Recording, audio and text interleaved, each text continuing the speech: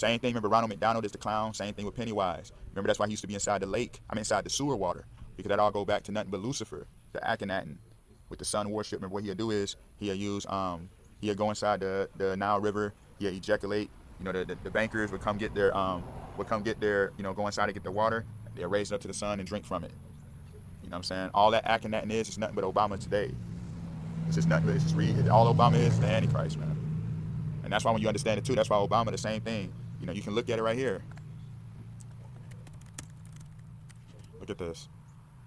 Obamacare uses the sun as well. Because, it'll heal. Remember, it said the Antichrist will perform miracles healing people. That's why you had to have Obamacare. So all that Pennywise, all that clown god energy is nothing but the Riddler, which ain't nothing but blasphemy, nothing but Satan, riddling everything, making heaven a blasphemy, mocking heaven, building his own kingdom with what he remembered of heaven before he was cast out.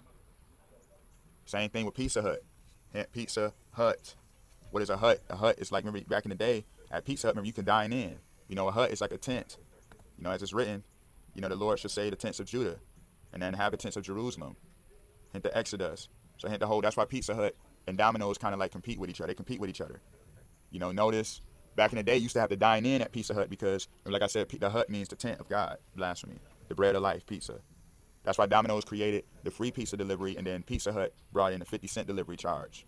Because when they did that, they was trying to say, like, basically, bring ye the tithes into the storehouse. Hint Pizza Hut. The hut, bring the tithes into the storehouse. Remember back in the day, Domino's was delivering. Pizza Hut, you had to dine in because you dwell within the house of the Lord, blasphemy. And how all this stuff is. They already know he upon the earth. Listen to this. Private at work, one of your compatriots. Tall dude, got a perm, wears a dusty robe, hangs out with fish. Oh, yeah. You talking about Jesus Christ? He ain't Jesus Christ, okay? He's just some crazy dude who thinks he's Jesus. You see how wicked they are? Listen to this. Notice they ain't nothing but Masons trying to mislead the flock to make you think, yeah, he ain't nobody. He ain't here. He ain't nobody, man.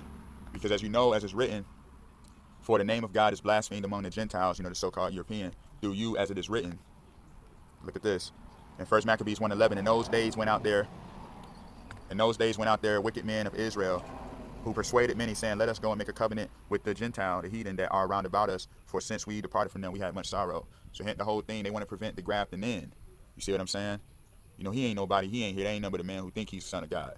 Let's go build our Greek kingdom, our Roman Greek kingdom, and be as they are, y'all. We were stronger then, instead of serving that lunatic. That's how they like to talk.